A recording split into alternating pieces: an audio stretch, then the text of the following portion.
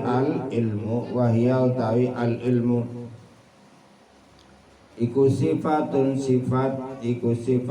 sifat qadimatun kang dingin qadimatun kang dingin qaimatun kang jumeneng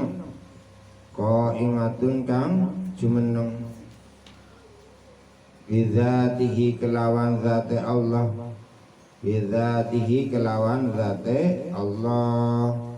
ta'ala hale mahaluhur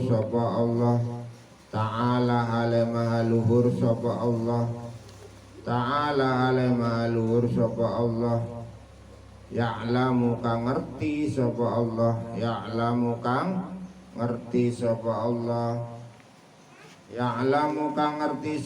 Allah biha kelawan al ilmu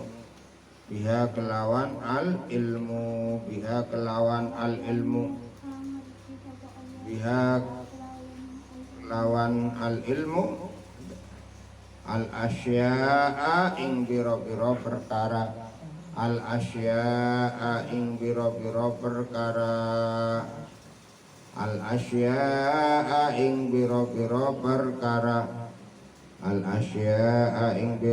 perkara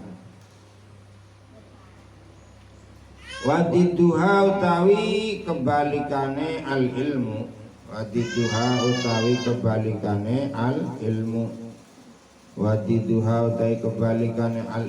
iku al jahlu bodoh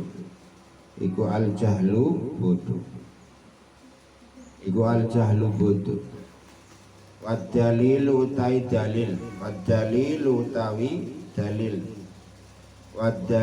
utawi dalil ala zalika ing atase mengkono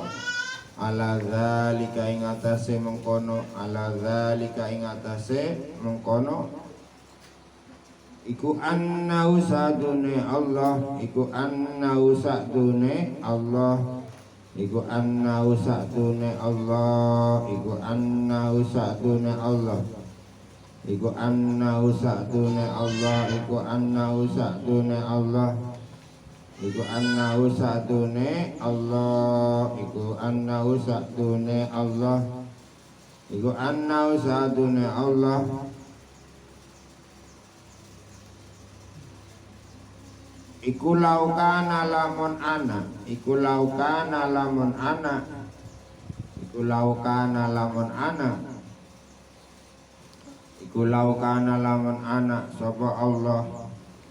iku laukana lamun ana sapa Allah iku jahilan bodoh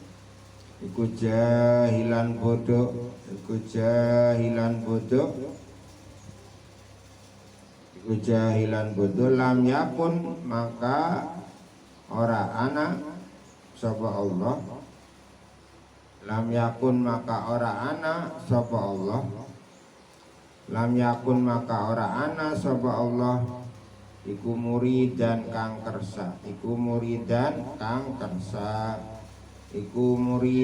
kang kersa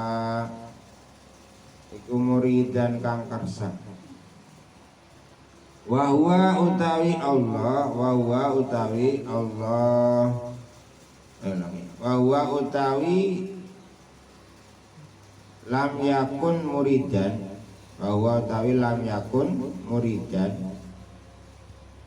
wa huwa utawi lam yakun muridan ini langsung mulai sing jahilan lam yakun muridan wa huwa utawi jahilan lam yakun muridan tandai iku muhalun muhal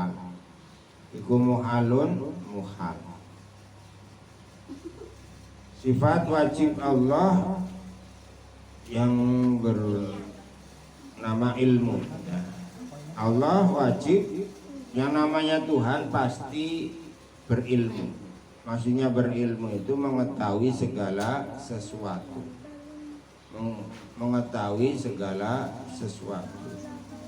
Ilmunya Tuhan itu atau ilmunya Allah bagaimana? Sifatun qadimatun bidzatihi ta'ala. Sifat yang menetap, sifat yang qadim. Artinya qadim itu tidak didahului, tidak ada. Ingat, karena Allah itu zatnya qadim juga ilmunya qadim. Beda dengan kita. Kita ini hadis ya ilmunya hadis. Maksudnya bagaimana dulu ketika kita lahir nggak tahu apa-apa ya kan. Setelah diajari orang tua ngomong saja nggak bisa dan sebagainya. Setelah tambah dewasa diajari oleh orang lain dan gurunya dan sebagainya, dan diajar mulai berpikir sendiri. Asalnya tidak tahu menjadi tahu, asalnya bodoh tidak ngerti akhirnya ngerti. Ini kan asalnya tidak ada, ya kan? Beda dengan ilmunya Allah Ta'ala. Allah Ta'ala mengetahui bahkan sebelum adanya makhluk, Allah itu sudah tahu, ya. Sebelum ini umpamanya ini tahun 2050 apa yang terjadi tahun 2050 tahu Allah. Karena memang Allah yang membuat, menciptakan.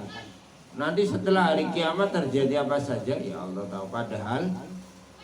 Padahal kejadiannya belum terjadi. Yang dulu sebelum ini tahu, sekarang apa yang terjadi tahu, yang belum terjadi juga Allah tahu. Ini namanya mengetahui segala-galanya. Ini Tuhan itu harus seperti itu. Kalau tidak seperti itu, cuma yang tahu yang kemarin, kalau ke depan nggak tahu. Oh, ini kan ini belum terjadi, makanya saya tidak tahu. Ya, ini bukan Tuhan namanya. Karena Tuhan itu yang menciptakan, ya. Segala sesuatu yang akan terjadi nanti akan terjadi apa ya tahu. Yang menciptakan, ya kan? Wad dalil ya. Sekarang kebalikannya sifat ilmu apa? Jahlun, bodoh. Dalil bahwa Allah itu bersifatan ilmu bagaimana? Kalau Allah itu jahil, kalau Allah itu bodoh, tidak tahu, maka Allah itu pasti tidak punya sifat irodah, tidak punya sifat berkehendak. Kalau Allah tidak berkehendak, itu mustahil. Kok mustahil? Ya karena kalau tidak berkehendak ya alam semesta ini tidak akan terjadi. Alam semesta ini terjadi, ada. Ini berarti tanda bahwa itu punya sifat ilmu, mengetahui. Contoh, jangankan yang hal yang luar biasa alam semesta ini. Umpamanya ada orang bisa membuat lemari, kan hal sepele ini sebenarnya. Apa? Meja. Ini orang itu kalau tidak tahu, tidak bisa, nggak mungkin bisa terjadi yang namanya meja ini. Ini umpamanya Fahri yang membuat ini. Ditanya sama Angga, Fahri ini bisa nggak buat lemari, buat meja? Itu saja buatan Fahri. Dalil bahwa Fahri ini bisa membuat meja. Ini yang membuat meja enggak? Fahri. Berarti bukti bahwa adanya apa? Adanya meja ini sebagai bukti bahwa Fahri punya sifat ilmu dalam membuat meja. Alam semesta ini ada gunung, laut, dan berbagai macam isinya. Ini sudah ada. Ini berarti tanda bahwa Allah itu mengetahui, ya kan? Kalau Allah ya ada, maksudnya dalam sifat ilmu. Kalau tidak tahu, tidak mengetahui ya ruwet. Wong kita saja anggap. Kalau manusia ruwet biasa. Contoh beli otot, nikalnya nggak bener, akhirnya ruwet.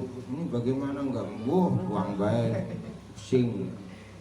ada benang, wis ruwet, ya wis ruwet. Tapi kalau Allah ini dengan berbagai macam seperti ini, keruwetan hidup yang bentuknya ini, kok membuat lemah. Lihat saja pohon pering. Yang namanya pohon pring kan biasanya ada dapuran, nanti dapuran enggak gerombolan ya kan, ora urip beda karo wit-wit kan, ayam mamane wit bedak, wit apa kelapa tek wis pinggire ya ora ana kelapa maneh rada adoh ya kan. Maka wit pring anake oh barang wis pada gede kabeh ruwet biasa. Kalau kita sih gawene kepriyen ya, kayak mengkonon temen ruwet ya. Ya, tapi kalau kita manusia bukan yang menciptakan. Kita saja ini melihat canggihnya manusia dalam membuat komputer, umpamanya lihat komponen-komponennya, televisi, komponennya, sound system, ini ruwet sekali. Ada kayak gini. Tapi bagi orang yang ahli biasa ini, ya kan? Paham tentang komponen-komponen itu ya biasa. Kayak umpamanya ada model motor kok ruwet sekali. Kalau Angga sih lihat Mang Wen beresi motor, pusing langsung. Bisa ya, wis pusing Mang Wen, ya wis minum oli bae enggak? Pusing sih. Minum oli bae. Nah, daripada pusing kayak kono. Nah, ini artinya karena kita tidak tahu. Ini contoh. Tapi bagi orang yang mengerti ya tidak ruwet. Kita harus yakin bahwa Allah itu Maha mengetahui. Intinya kalau Allah tidak Maha mengetahui, tidak akan mungkin alam semesta itu ada. Wayajibulan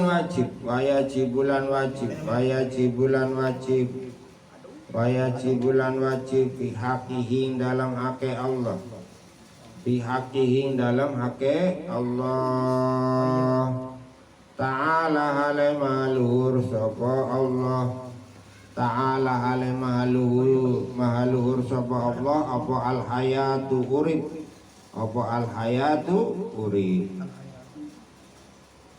wahia utawi al hayatu iku sifatun sifat qadimatun kang dingin qadimatun qaimatun kang jumenem bidzatihi kelawan zate Allah ta'ala alai mahaluhur sapa Allah tusahihu kang ngesahaken apa al hayatu tusahihu kang ngesahaken apa al hayatu tusahihu kang ngesahaken apa al hayatu lahu maring Allah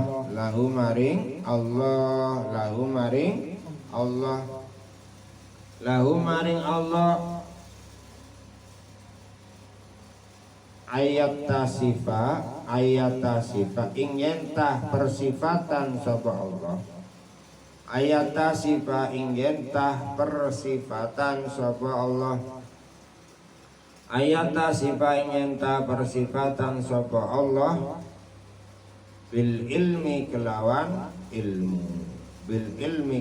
sifat ilmu wa ghairihi lan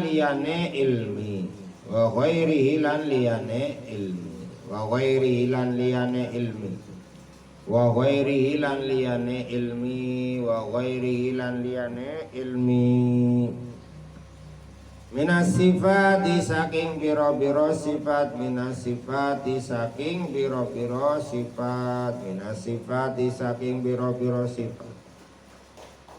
Minas sifati saking biro-biro sifat wadidduha utawi kebalikane al ilmu wadidduha utai kebalikane al ilmu wadidduha utai kebalikane al ilmu wadidduha utai kebalikane al ilmu wadidduha utai kebalikane al ilmu iku al mautu mati iku al mautu mati iku al mautu mati wad dalilu utai dalil wad dalilu utai dalil ala dzalika ing atase mengkono dalil bukti ya. Ala dzalika ing atase mengkono al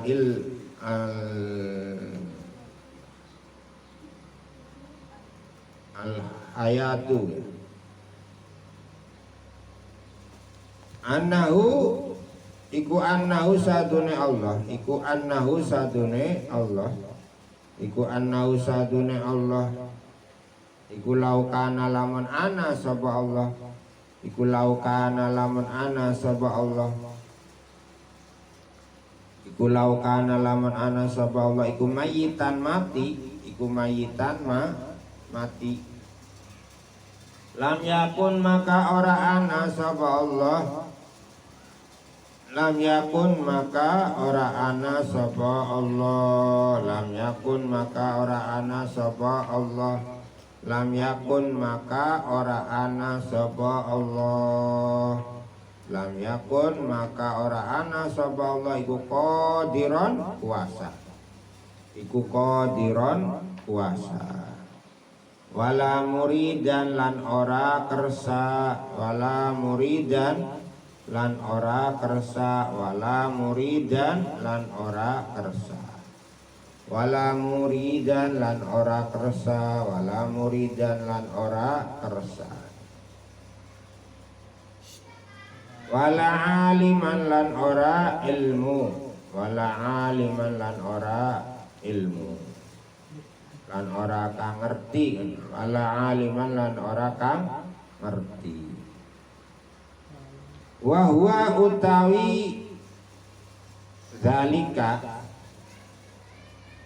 wa huwa utawi zalika annahu law kana mayitan lam yakun qadiran wala muridan wala aliman wa huwa utawi zalika iku muhalun muhal iku muhalun muhal sifat al hayat itu kan artinya hidup al hayat itu artinya hidup. Yang namanya sifat al-hayat adalah sifat yang qadimatun yang berada di zatnya Allah dan qadim ya. Artinya tidak didahului, tidak ada. Yang mana sifat hayat ini sebagai bukti atau yang mengesahkan bahwa Allah punya sifat-sifat yang lain. Seperti ilmu haid, ilmu kudrat, iradat, sama basar dan yang lain. Contoh begini, diibaratkan sebagai manusia.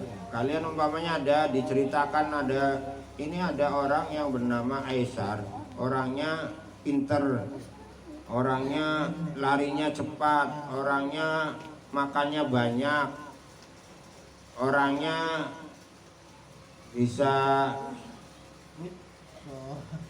naik kelapa dengan cepat umpamanya. Terus tapi dia sudah mati. Percaya enggak? Tapi orangnya sudah mati. Percaya enggak? Karena apa? Karena yang namanya hidup atau sifat hidup, sifat urip dalam diri Aisyah itu harus ada. Karena dia itu begini kan. Bisa makan, bisa makannya banyak, bisa naik kelapa. Nah, kan? Mengesahkan sifat-sifat yang lain seperti tadi kudrat, iradat, ilmu, ya kan? Kalau Allah tidak hidup, maka yang sifat-sifat kudrat iradat itu nggak mungkin terjadi. Kalau Allah itu mati, Tuhan itu mati, sifat-sifat kudrat iradat itu tidak akan mungkin ada dalam zatnya Tuhan, ya kan? Kok Tuhan kok mati? Katanya berkuasa, katanya mengetahui, katanya berkehendak, kok mati? Itu mustahil. Kalau Tuhan itu berkuasa, ya, Maha mengetahui, berkehendak, itu harus dalam keadaan hidup. Makanya yang namanya hayat ini sebagai pengesah, ya, mengesahkan Allah bersifatan dengan ilmu dan yang lain. Kebalikannya sifat hayat adalah al-maut, artinya mati. Dalilnya apa? Kalau Allah tidak bersifatan dengan sifat hayat atau hidup, pasti Allah mati. Kalau Allah mati, ya tidak akan mampu, tidak berkuasa. Kalau Allah tidak berkuasa, ya tidak berkehendak. Kalau Allah tidak berkehendak, ya Allah tidak akan mengetahui. Itu mustahil. Kok bisa mustahil? Kan alam semesta ini ada. Itu sebagai tanda Allah itu ilmu, kudrat, iradat. Kalau Allah itu pasti punya sifat ilmu, iradat, kudrat, ya berarti harus hidup, harus dalam keadaan, ya. Terus hidupnya Allah berbeda dengan hidup kita. Kalau kita hidup butuh bantuan yang lain. Kalau nggak makan, mati. Kalau nggak punya roh, mati. Kalau nggak punya kepala, Aisyah hidup, kepalanya sih sudah mati, kepalanya hilang, nggak mungkin, kan? Karena manusia, ya ngerti Raka, butuh paru-paru dan yang lain butuh. Terus kalau kita hidup sementara ada batasnya. Kapan mulai hidup, kapan mati. Nanti mati enggak? Mati enggak? Ingat, kita ini pasti hidup. Kita sudah hidup pasti mati. Terus ingat yang kalau sudah mati selesai sih enak, ya. Ngerti enggak ya? Kalau manusia mati selesai enak. Yang jadi repot itu kita mati hidup lagi. Di alam barzah, di alam akhirat yang berat ini. Beda dengan ayam, beda dengan kambing atau yang lain lah. Kalau sudah mati ya sudah. Tidak ada pertanggungjawaban ketika hidup. Oh enggak, ini